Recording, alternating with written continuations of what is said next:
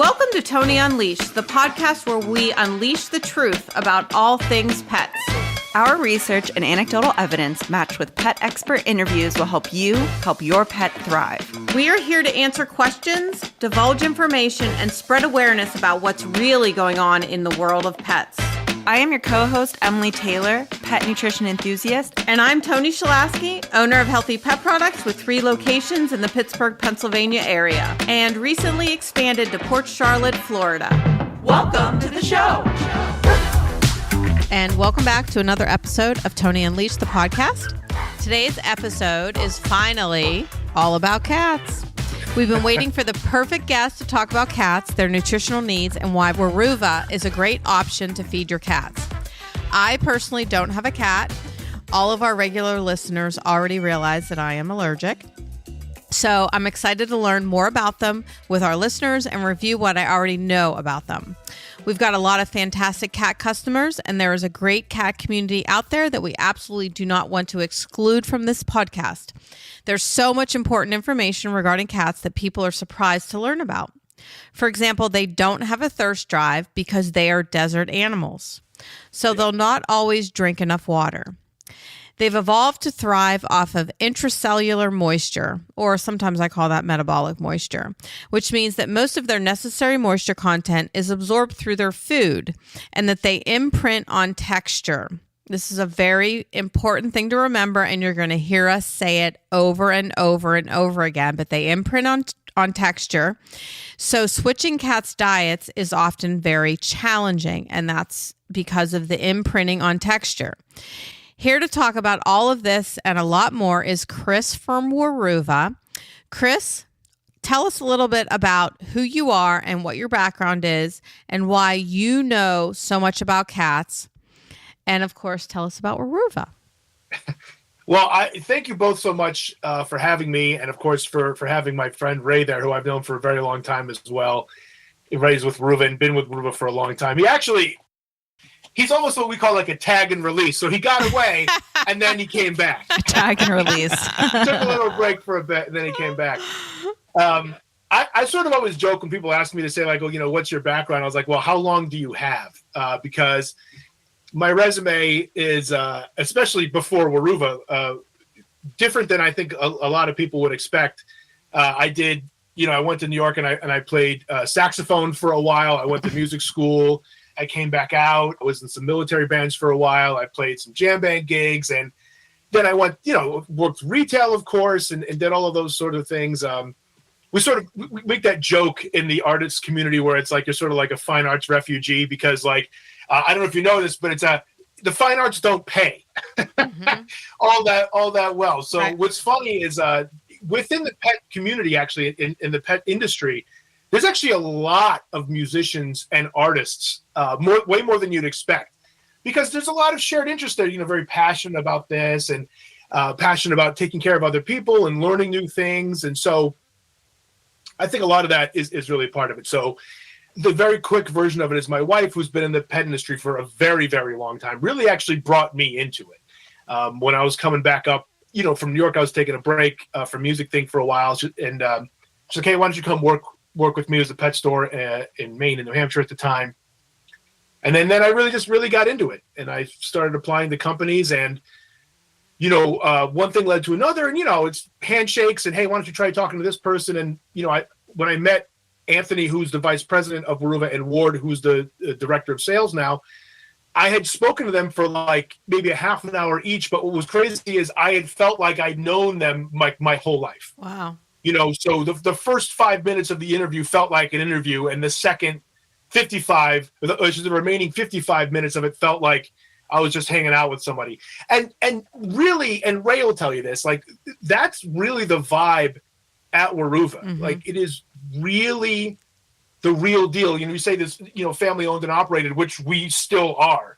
And it has that feel. It really does have that feel. Mm-hmm. It really does. Like I am now in my 11th year, I think, being at Weruva. Oh, and, wow.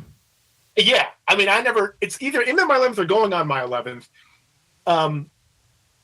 If you had told me this before I started working here, I would have thought the best thing I could ever hope for out of a job was to not hate it. Right. And here, I love what I do. I started as a rep. I started working at the same gig as Ray for many years. And the first meeting that I went to at Weruva, I was very lucky because I came in when Weruva was really small. The entire company meeting fit at like an 8-top table in Chili's. Yeah. And now that's as many people as we have like in the marketing department. We get, so I was really able to get in on the ground floor and really lucky enough to be a part of a lot of the growth that we've happened. So I started out as a rep in New England and then worked my way up and became very passionate about training. And then that's how it went. And we grew and grew and grew. And that's where I am now. So, Chris, do you and your wife have cats or dogs? Yeah, we have. Let's see. We have presently we have 2 dogs, a cat, a fish, and a foster rabbit because the rabbit can no longer fit in my nephew's dorm room. So now the rabbit MJ now occupies an entire room in the house. So we're actually down a room. Wow. For the rabbit, but the rabbit's cool. Ray, do you want to say anything? I know you don't want to talk too much in the episode, but just so listeners can at least hear your voice in case you do say something and know who's talking. The same as Chris. This is my second career. I'm an athletic trainer by trade. I work outpatient. That's funny. He looks more like medicine, an athletic trainer. But for health reasons, I can no longer do it anymore. And I had a St. Bernard about 12 years ago that started having seizures at 3.5. And I was on the internet every night. I'm saying, I'm going to fix this because he's going to be on meds the rest of his life.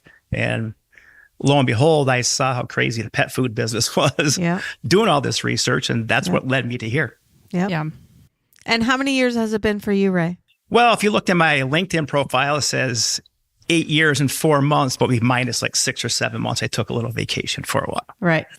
And Weruva is a brand that I've been selling in my stores for a long time. October will be my 15-year anniversary, and so it's going to be 15 years. Well, congratulations. Well, yeah. Because I know you were very, very early on. Very, very. Weruva has been since day one, and I will continue to stand by the food because of the support that I get from you all and because of the ethics that I know are behind the brand. From what I know about cats, I learned more towards being on a well-balanced diet, rotation. So I know, Chris, you completely resonate with this, but not every cat owner can feed raw or afford to feed raw or wants to feed raw. Yeah. And not every cat likes raw food. So Weruva is safe, healthy, ingredient first, which is I think our new phrase for us. I love it. Yeah, it's great. And a lot of cats prefer canned diets. So those owners who want the convenience of opening a can and leaving it out for their favorite feline friend. Yeah. And you can do this while knowing that your cat is enjoying some of the best cat food. So I'd also like to mention that this is the go-to food for everyone who works at Healthy Pet Products. When a customer comes in with cat issues, whether it's weight, pickiness, especially kidney issues, stones, whatever, this is our first absolute brand that we mention and that we feel comfortable as a company recommending your food because of the quality of the ingredients, the attention to the fat, protein, and phosphorus, and not only that, but the availability of the data. And even and I know you guys, we can only fit so much on a can, but it is everything is on that fucking website more than any other brand I have ever come across. So that is invaluable. Mm-hmm. Invaluable. I mean, that's, there's so many times that we're advised to take a food or an ingredient panel to a veterinarian professional to ask if this is okay to feed a cat with an issue. But you're one of the only foods that offer an extensive amount of information to take to a vet so they can actually look at it and make a valuable opinion.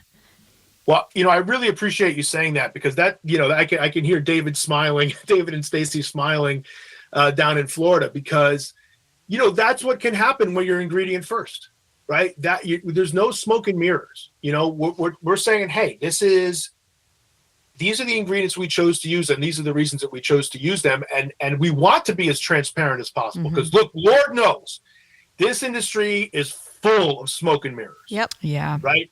And we don't like that. You know, one of the phrases of the many that you'll hear me go through my sort of quiver of phrases tonight, but I think this is really important because whether I'm talking to industry people or frankly, especially when I'm talking to non-industry people, whether I meet them at the gym or whatever, I think that one of the most difficult things to do in pet food is to buy what you think you're buying. Mm-hmm.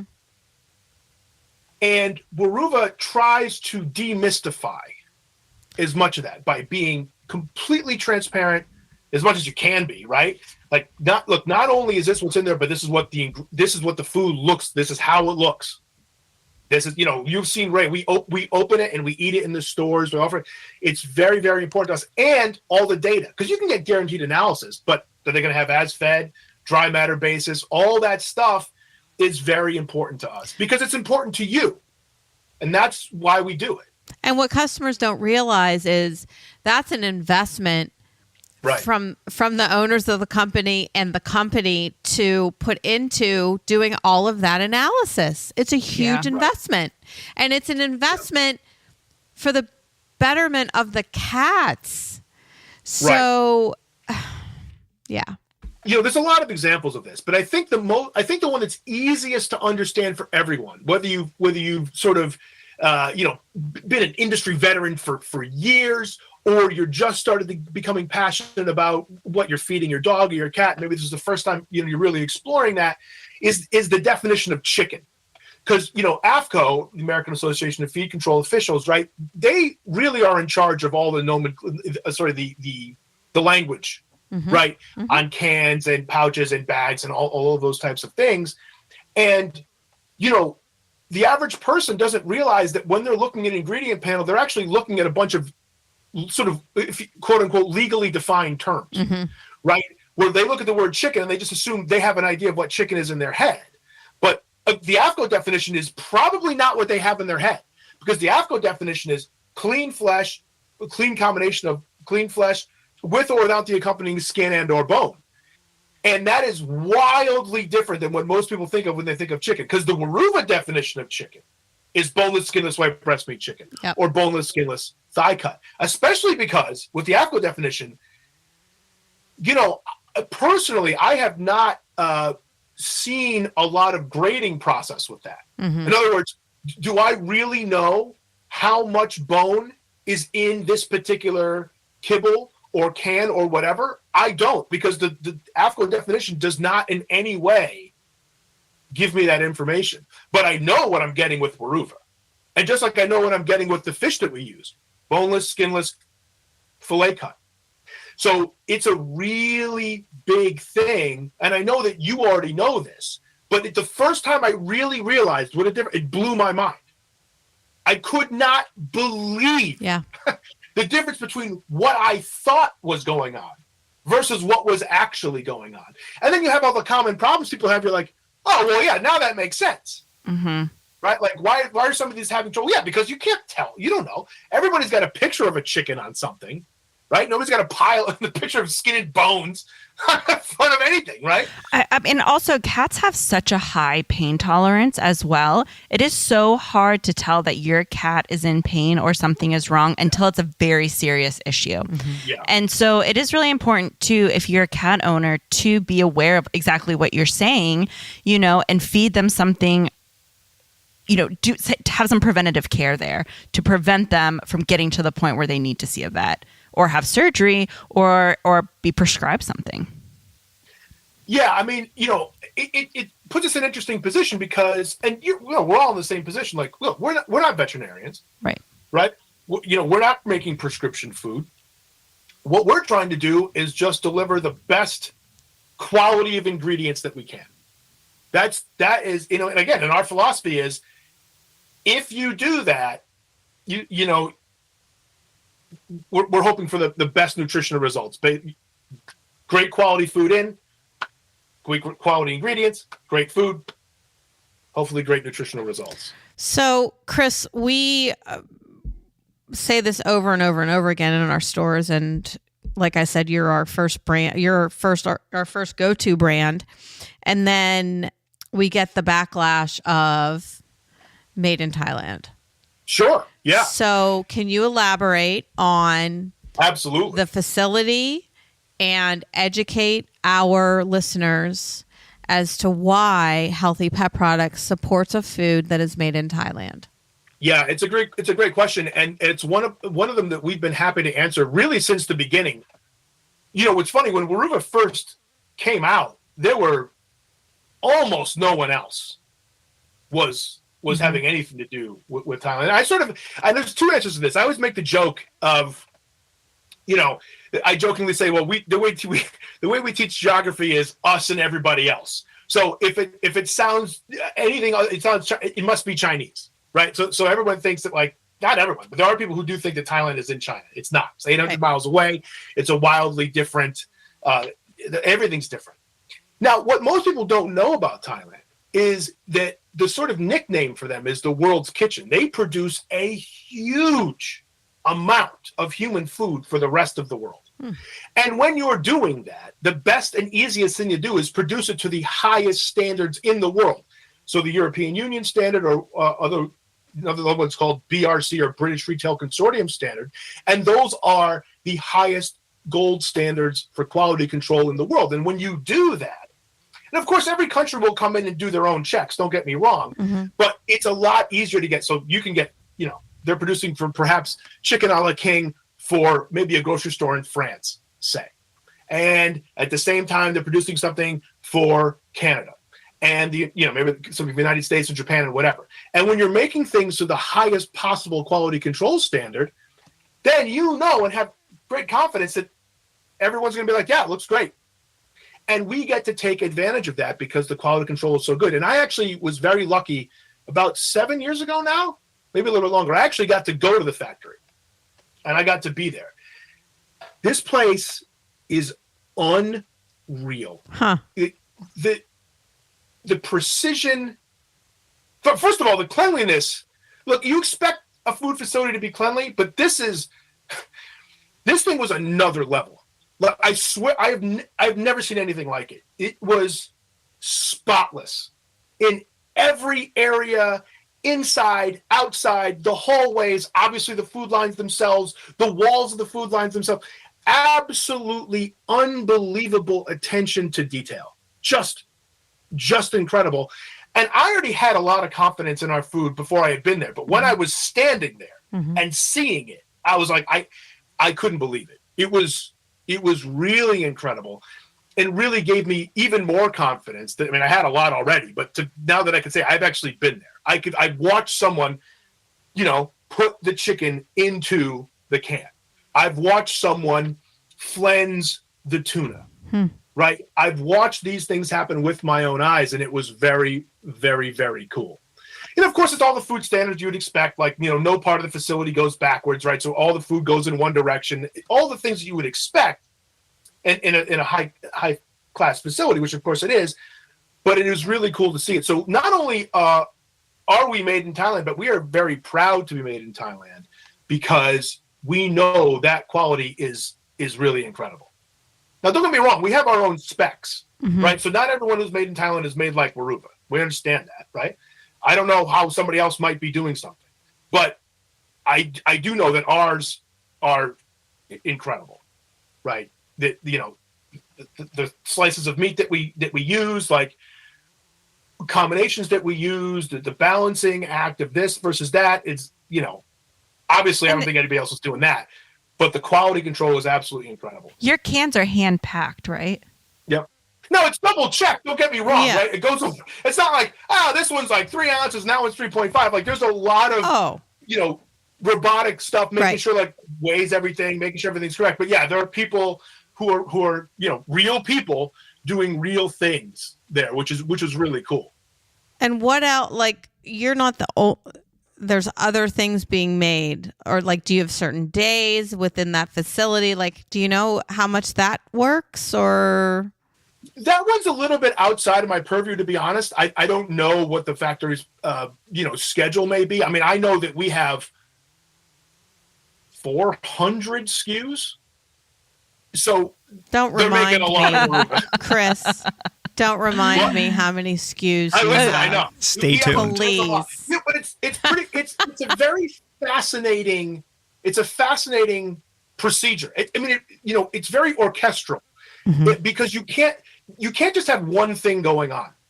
Even looking at the way that the food arrives on a pallet, you have to be multiple moving parts orchestrated in such a way that they all come together at the same time. So, let's say that we're ordering 25,000 cans of 3-ounce pollock and chicken for Kat. There's so many things that have to happen correctly, and they all do to arrive at that. Yet, the chicken comes in, and everything's done the right way. Everything's done with that, labels, the whole thing. It's a very, very cool, really inspiring process to watch.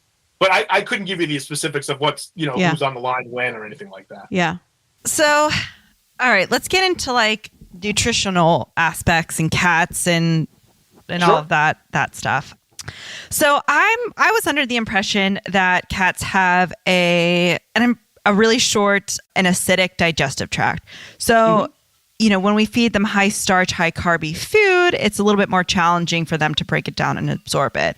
Also, because of that, they don't have to, on the other end of that, because it is so acidic, they don't have to worry so much about getting like a bacterial infection or salmonella when feeding a less processed, like more raw, leaning more towards raw of a diet.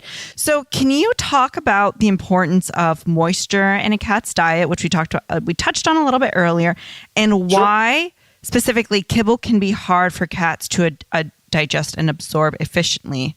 Yeah, so this is a great question, and we always love to talk about it, especially in my long-winded responses. So, so a lot of it comes down to the nature of the animal. So first thing, so they're an obligate carnivore. But even before we get to that, we want to talk about where they're from. So cats, even though they don't look like it, they're desert creatures. And if you're in the desert, where are you going to get your water? From your prey.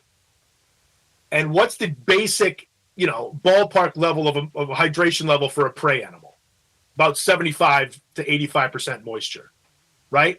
So people, where you can get your water, like some people would say a cactus, but I would say cats don't typically possess the sophisticated plumbing technology to extract water from a cactus routinely. So they need to be hydrated by consuming their prey. And it's exactly the way you described it before. We use the phrase hydration through meat, but it's the same idea. Right? So they're consuming these things and they're pulling the water out of them that way. Now, can they drink? Yeah, kinda. Well, Ray was the one who told me that dogs are the ones who like lap up water and cats are basically like drinking water with a knife. Right? Correct. That's right. So if you look at first of all, for dogs, you don't need to slow-mo of anything. You can just watch the water dish explode around wherever you put it, because the tongue goes in, it laps it up, and it literally throws the water back into the mouth. Now, it's an inelegant process, but it does work. But as you said correctly, with a cat, it's very different. If you look at a video, and I recommend people do this, they'll watch a cat drink water, and it's really like that. Their cat tongue doesn't really bend, and definitely not like the way that a dog's would. So the tongue is going in and out like this, and it really is like drinking with a knife. And in fact, that process is so inefficient that it takes one solid, uninterrupted minute of drinking for that cat to get 1 ounce of water. It's generally accepted that cat needs 1 ounce per pound per day. Right? Did not. Wait, can you repeat that? 1 ounce per pound per day. That's the general, recommended general rule of thumb, if you want to call it that, for cats. That's certainly the one that we operate by. Right. So 1 ounce per pound per day. And, I always joke about this. It's like, oh, my cat drinks enough water. Well, maybe, but probably not, for a couple reasons. Right. One, it's a hugely time consuming process. If you have a 12-pound cat, at some point throughout the day, uninterrupted or broken up, they need to be drinking for 12 minutes if they're only on a dry only diet. Right. And if that cat won't play with a laser light for like 5 minutes, I doubt they're going to be drinking for 12. Right.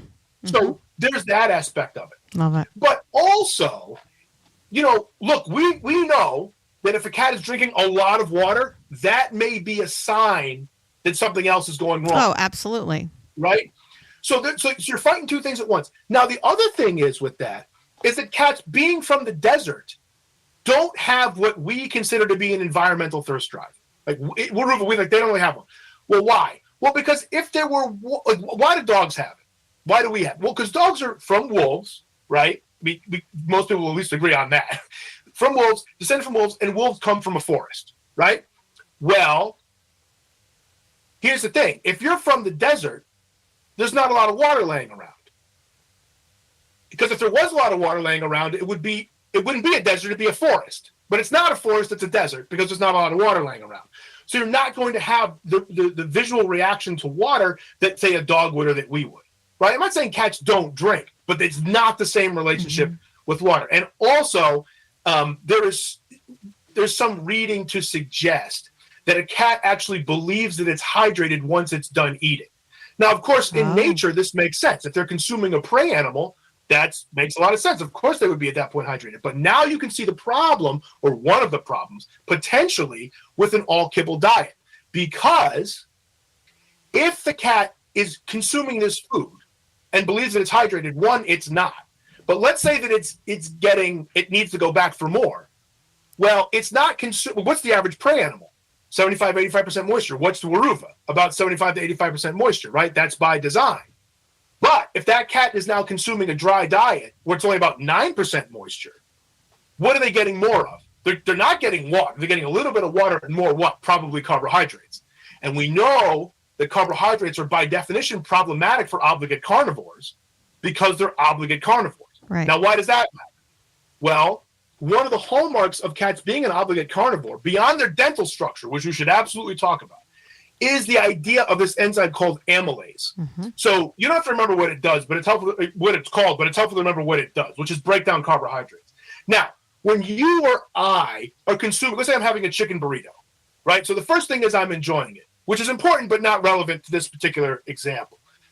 There's two things happening beyond my enjoyment. The one of them is physical digestion with my teeth and my tongue, right? I'm slicing up the food and I'm breaking it up into chunks so that when I swallow it, I don't choke. That's a good system, right? We don't want to be choking if we can avoid it. But the second thing that's happening, especially as it relates to carbohydrates, is I have salivary amylase that's been excreted into my mouth that now begins the process of digesting those carbohydrates right then, so that when I swallow that food, the process can continue. Now, this is not the case with cats.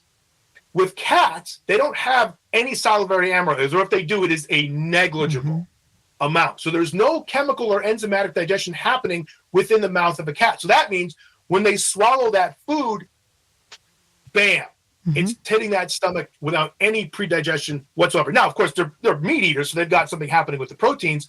But as it relates to carbohydrates, that's a big issue for us. It's one of the reasons that we say, hey, we want to limit the carbs as much as we can possibly do because they're not built for it. Now, another indication of that, and we feel very strongly about this, is if you take a look at a cat's jaw, it is very different than ours. When a cat opens its jaw, there are some kind of molars in there, but it's usually loaded with sharp teeth. Why? Because they're obligate carnivores. They're opportunistic predators. Their eyes are right above their teeth. They see a prey, they think they can get it, they open up, slam that mouth shut, and rip back. That's what they're designed to do. And so they're shredding meat, which incidentally is why a lot of times they like shredded meat as a texture, because that's what they've been doing for hundreds of thousands of years, right? Okay, so we got the teeth, the very sharp teeth. But the other thing you notice about this is that their jaw is a scissored jaw. It moves powerfully up and down, but what it does not do is gnaw. Whereas if you look at a cow's jaw, or even our own, our jaws can rotate. It's sort of like an orbital thing happening, right? Now that works great if you have molars, because now you're grinding plant matter. But if you don't have a jaw that can do that, to me, it seems like there's very little evidence to suggest that there ought to be significant plant matter in that diet if the body doesn't appear ready to deal with it. Now, someone might say, well, yeah, but what about carbohydrates within the prey's entrails? Okay, for sure. If they're hunting mice or songbirds, whatever, there might be some carbohydrates present in the entrails that they would be consuming. To which I would say, yeah, for sure, but also so would the relevant enzymes also be in those entrails? So this is a very long-winded answer to say that the fact that cats are from the desert and they're obligate carnivores is really, really important to us when we talk about them having a meat-based diet and them hydrating through meat. That's why that's so important, because they don't have the dental structure to deal with plants. They don't have the enzyme structure to deal with the carbs. They do have it for meat, and they do have it for absorbing the water from their prey. And to elaborate on that a little bit, a lot of people don't realize that digestion begins in the mouth. Right. Obligate carnivores, when we say obligate carnivores, basically what we mean is cats are carnivores, which means they are designed to eat animals only and obligatorily. So they would only eat animals. Think about lions. Cats, domesticated cats, are basically a small lion in your home. Yeah. So let's actually, this wasn't on our list originally, but let's talk about rotational diets for cats. I mean, I know I'm spoiled with my cat because I knew all of this going into having a cat, and we adopted. Oh, we didn't adopt. We found our cat was found in like the woods, and I made sure at a very young age I exposed him to as many different textures, as many different shapes, as many different proteins, and I rotated it through. But I mean, our cat's the garbage disposal of the family, and that's very rare. I'm very aware of that. But let's talk about that. The importance of, one, a rotational diet, and two, do you have any information to share with our listeners about tips and tricks to transition them to like going from a pate maybe to a shredded, or something of that nature? Yeah. Well, before we even get to that, I think let me take one step back, because obviously this gives an opportunity to hear my own voice once again, but I promise you, Ray already knows what I'm going to say. Ray's heard me say this 1,000 times, and himself have said it. But, cats are famous for their textural preferences, right? But what's funny is we never talk about why. It's because of their tongue, and their tongue being very different than either our tongue or a dog's tongue. Most people have experienced being licked by a cat and being licked by a dog. Now, some people who are licked by a cat, that's the last thing they experience before they're on the way to the emergency room, right? But if you don't have an allergy, it is a very rough texture. It's like sandpaper. The reason for that is if you take a picture of a cat's tongue and blow it up, you will see all these rear-facing spines on the tongue. Now, of course, there's many functions for this. I mean, it looks like it can be valuable for grooming and getting that last little bit of meat off the bone in the wild. But I just ask people, like, just think about this for a second. Let's have two tongues, dog's tongue, cat's tongue. I'm going to give you a texture that both tongues enjoy. Which one's going to like it more? Well, the cat one. Now, more importantly, I'm going to give you a texture that they both hate. Which one's going to be pissed? What's the cat's tongue? Because they're more sensitive to it. And they can be imprint eaters, which is one of the great things that you were able to accomplish when that cat was young, was exposing them to different textures. Because with most cats, it's like we just said, that ain't happening. So a lot of times they have a textural preference, and then you rotate proteins versus being able to rotate everything. Now, some cats do enjoy all of it. But yeah, we think rotation is really important. We always recommend it for a variety of reasons. But yeah, rotation is important. And frankly, it also mimics mimics is a strong word. It approximates what their experience in the wild would be. Because again, cats being opportunistic predators, they don't know what they're going to get that day, if anything. Maybe they're going to hunt and not eat, but usually they're going to see what they can get in front of them. And maybe one day it's a songbird, and maybe another day it's a vole, maybe it's a mouse. So the idea that they'd be rotating is very natural, we feel, to their experience. And frankly, sometimes they just get bored. Now, on the other hand, sometimes we're like, this is what I'm going to eat from now for forever. But that's rare in the cat world. Do you have any? Ray, did I say what you thought I was going to say? Exactly. Do you have any tips or tricks for customers transitioning from, one food to the next, or maybe a pate to a shredded, or? So there's probably many different opinions and many different approaches to this. One of the ones that I've used personally is, look, some cats will switch over, boom, that's it. They like to try it, that's it. But that's more rare. Sometimes what people will do is sometimes they'll have two different plates. And let's say we're talking about just wet. And they'll offer both and see if there's a preference one way or the other. Then if there is, what they'll do, some people will mix it in. So maybe they'll go over a 7-day period. Mm-hmm. Maybe they'll have, let's say you're pate to shred. So they'll start with all pate and then gradually swap in the percentages over a 7-day period so that when you end up with it's all shredded at the end. Now, one of the things we also and always recommend is any transition period, we always think it's valuable to include pumpkin in that, just because we think pumpkin's great. Obviously, both dogs and cats, but that can be helpful. And it's also sometimes people are trying to incorporate wet into a dry diet, which obviously are very supportive of. And some people, maybe will wet down some of the kibble. Sometimes people will mix in the wet to the dry. Sometimes they'll put them right next to each other. There's many different approaches, but what we find is the gradual transition, generally speaking, tends to be the most successful. Cool. You're never going to ask me to come back in this podcast. No, we are. I just like have the hardest time relating to customers that come in so struggling.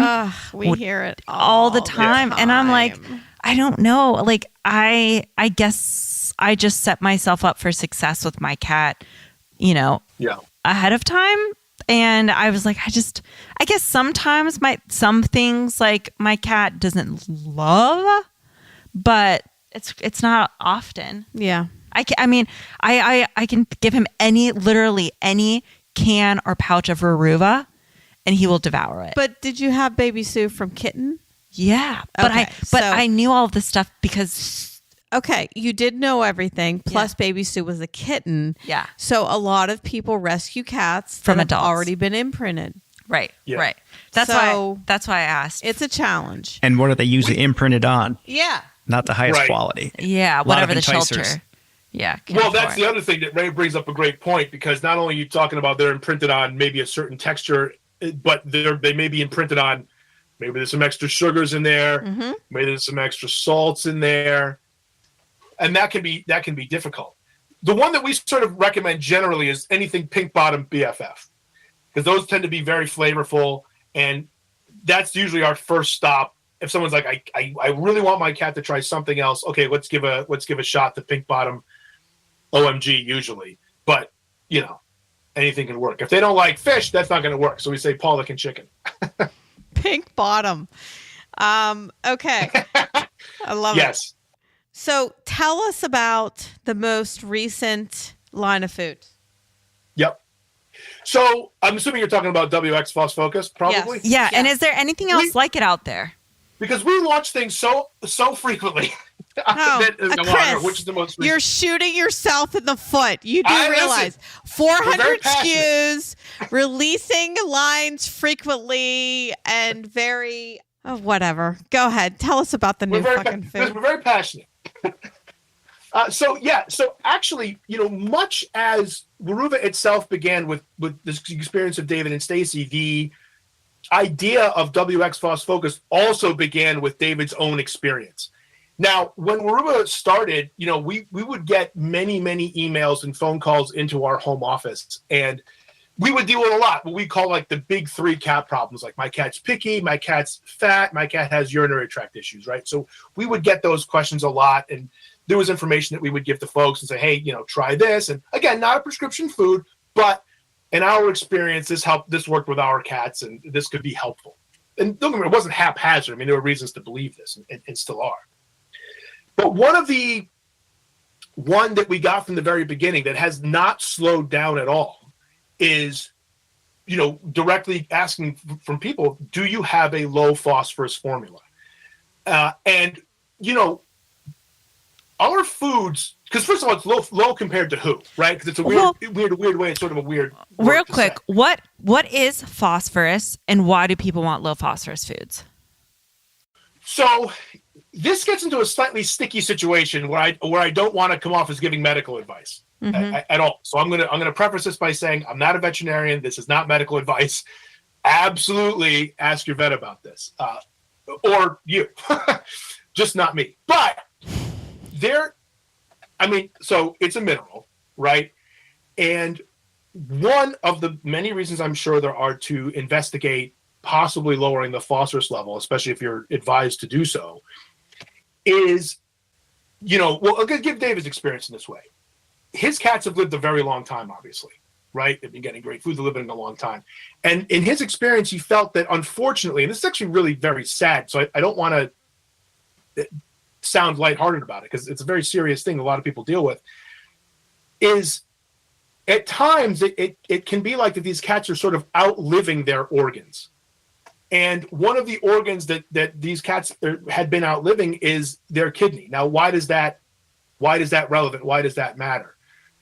Well, as kidneys are in charge of a lot of things, but the main thing that they do is filter the blood, right? And their ability to do that effectively can really have a very large impact on the overall quality of life of whatever animal has that kidney that may or not be functioning well. And one of the things that can happen with phosphorus is that obviously the kidney is supposed to be filtering out excess phosphorus and maintaining a certain level of phosphorus in the blood. If kidney function declines, perhaps that certain amount of phosphorus may no longer be filtered out, and you may end up with what we would consider, well, not us, but would be considered a higher than normal or higher than advantageous blood level of phosphorus. If the blood phosphorus level is high, it can lead to some very unpleasant possible realities. One, by its very nature, the elevated blood phosphorus level can actually further damage the kidney. But even in addition to that, there's lethargy, possibility of sort of like these awkward postures within the animal, and just really a bunch of not great things. Now, that was what David was dealing with. And he thought to himself, well, if I'm looking to avoid a certain level of phosphorus, I know what we're doing is already really good because we're already taking the bone out, right? Everything we're doing is boneless to a human consumption standard anyway. So for me now, if I want to create a phosphorus level that's even lower than that, I need to be even more laser focused on things. And really what we've done is swap out. So for instance, we always use boneless, skinless white breast meat chicken, right? We always use boneless, skinless tilapia fillet. And tilapia is actually really interesting because it has a lower level of phosphorus even than does chicken breast. But liquid egg white is a fantastically high quality ingredient that delivers a good amount of protein while delivering a very low level of phosphorus. And so what you will see in WX is what we always come back to, being an ingredient first company.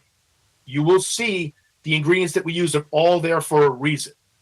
Boneless and skinless chicken breast, liquid egg white, tilapia fillet, and then, fish oil on the other side for a healthy fat that does not deliver a lot of phosphorus. So again, it's not a prescription food and it's not intended to be one.